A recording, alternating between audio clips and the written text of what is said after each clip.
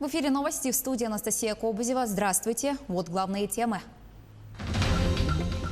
Борьба с лесными пожарами продолжается в Горном районе. Накануне там передислоцировали несколько групп пожарных.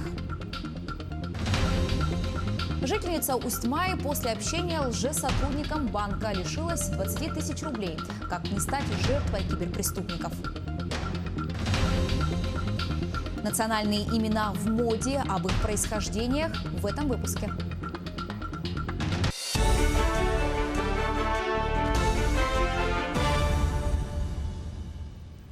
Борьба с лесными пожарами продолжается в Горном районе. Огонь полыхает вблизи сел Бердигистях и Магарас.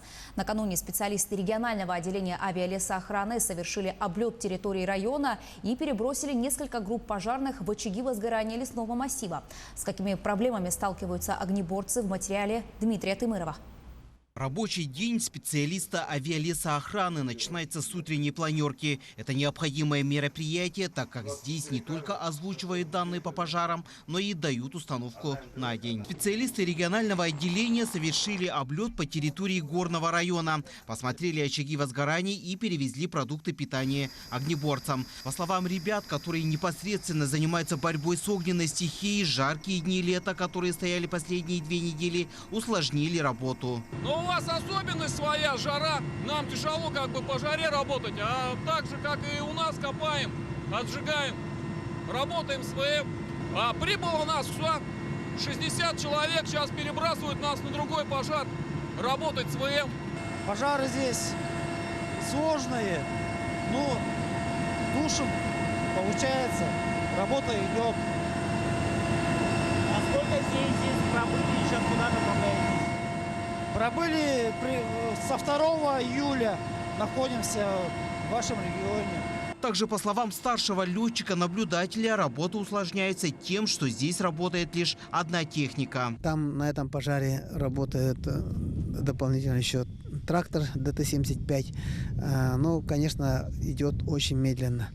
Но пожар уже, площадь довольно большой.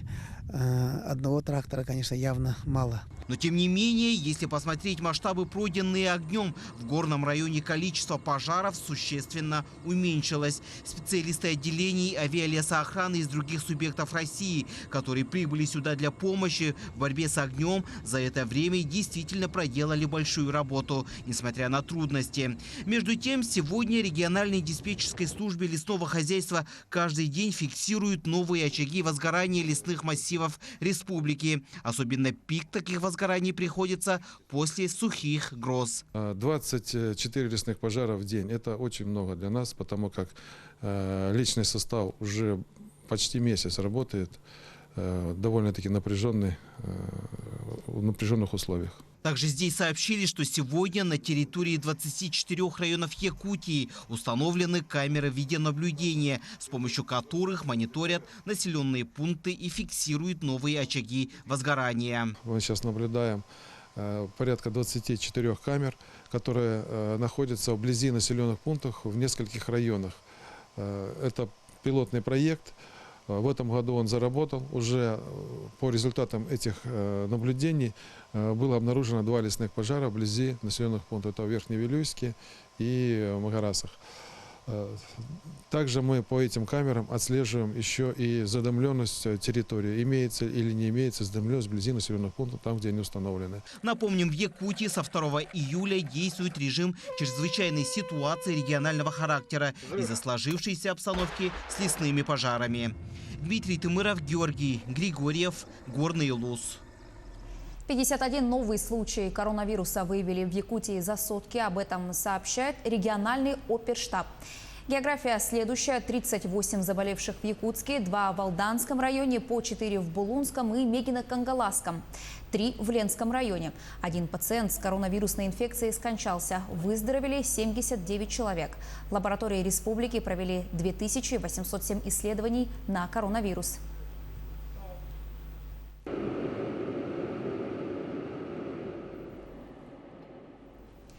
Следственный комитет Якутии проводит проверку по факту гибели человека на пляже Якутска. В социальных сетях накануне распространилось видео с лежащим человеком на пляже 202-го микрорайона. По предварительным данным, мужчина утонул во время купания. Его личность пока не установлена. Осторожно, мошенники. Мы уже не раз рассказывали о схемах киберпреступников, но, как показывает статистика, люди по-прежнему попадаются на крючок преступников. Из последнего жительница поселка Усть-Мая после общения лжесотрудником банка лишилась 20 тысяч рублей. Всего же в Усть-Майском районе за прошлый год было возбуждено 4 уголовных дела за подобные преступления. Юрий Таюрский продолжит тему. За последние 2-3 года преступления, совершаемые с помощью IT-технологий, продемонстрировали чудовищную динамику. Самым популярным видом кибермошенничества в России является фишинг. Это когда злоумышленник звонит жертве и представляется сотрудником банка или какой-либо госструктуры. Позвонили мне с банка, РБК банк, и сказали, вам одобрили сумму 1 000 000. Я согласилась, обрадовалась, конечно. А при этом нам нужно было заплатить страховой взнос, но данная сумма в размере 36 тысяч рублей. Но данная сумма у гражданки отсутствовала. Она сообщила, что у нее имеется 20 тысяч рублей, на что они согласились. А вы им попытались еще дозвониться до них? Как бы? Я звонила, они до сих пор на связи, они ничего не боятся.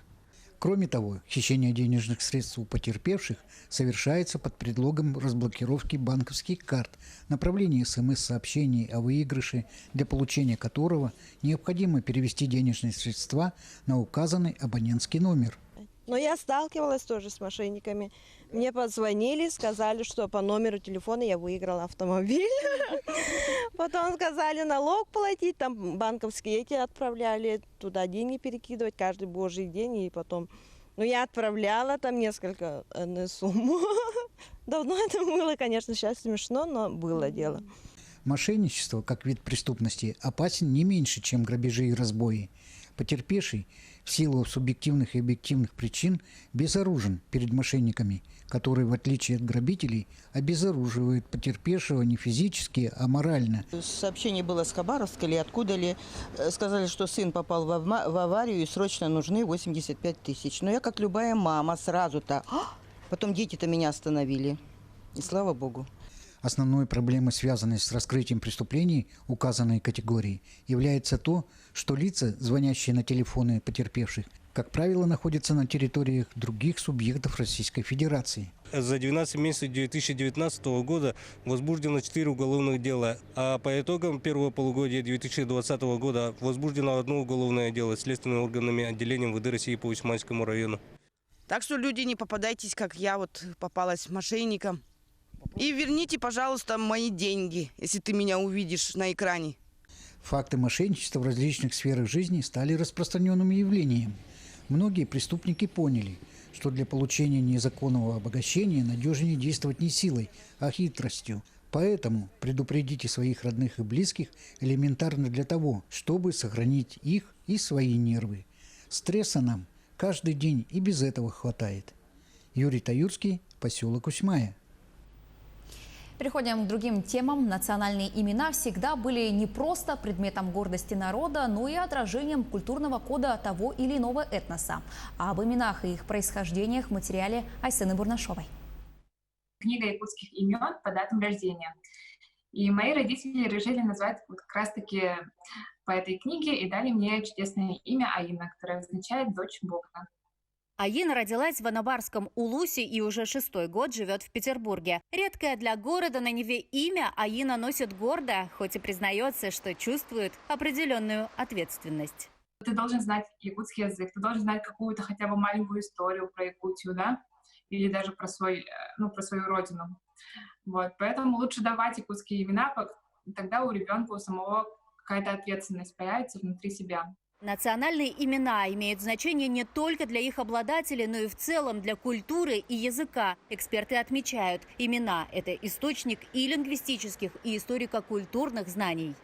Предмет гордости, да, и вообще имя человека – это же его культурный код. Если съездить в другие национальные регионы, да, хоть на Кавказ, хоть сибирские регионы, вот тот же Ямал, они имеют свои родные национальные имена. Имя отражает мировоззрение народа, его картину мира. В каждом национальном регионе России существуют свои традиции имя наречения. На Ямале имя ребенка может означать какое-либо действие, например, мюсена, кочующий, или же иметь отношение к определенному событию, будь то наступление лета, рождение члена семьи или же его смерть, ейка. Язык, скорее всего, будет сохраняться, если в тундру частенько будут выезжать, там традиционный уклад жизни видеть. В целом в тундре что хорошо? Это свежий воздух каждый день, там свежая пища, мясо натуральное, без всяких ГМО. И также в озере рыбку поймаешь свежую. Россия крупнейшая в мире страна. В ней живет свыше 180 национальностей. И у каждого народа свой язык, культура и традиции. Важно с достоинством носить свое национальное имя. Ведь за каждым из них стоит целая история одного человека, народа, этноса. Айсена Барнашова, Виктор Олесов, Санкт-Петербург, Якутск, Ямал, Москва.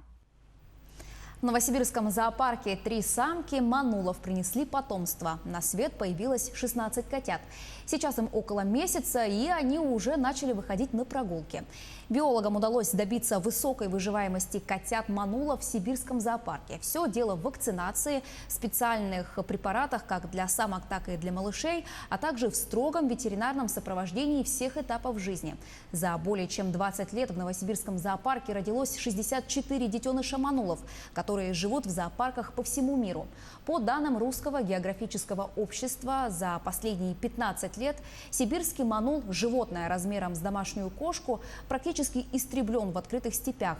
Этот кот не убегает от опасности, а замирает, что делает его легкой добычей браконьеров. Также звери погибают под колесами машин от отравленных ядохимикатами грызунов, которыми питаются.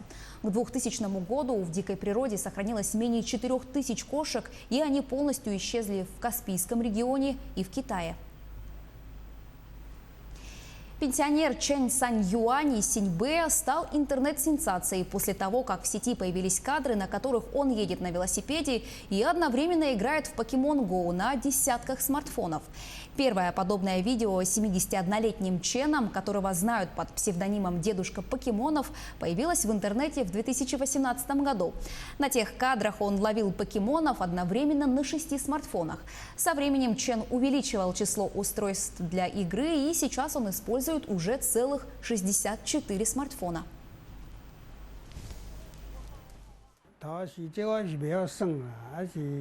Сперва я не знал, как пользоваться смартфоном. Однажды меня навестил мой внук.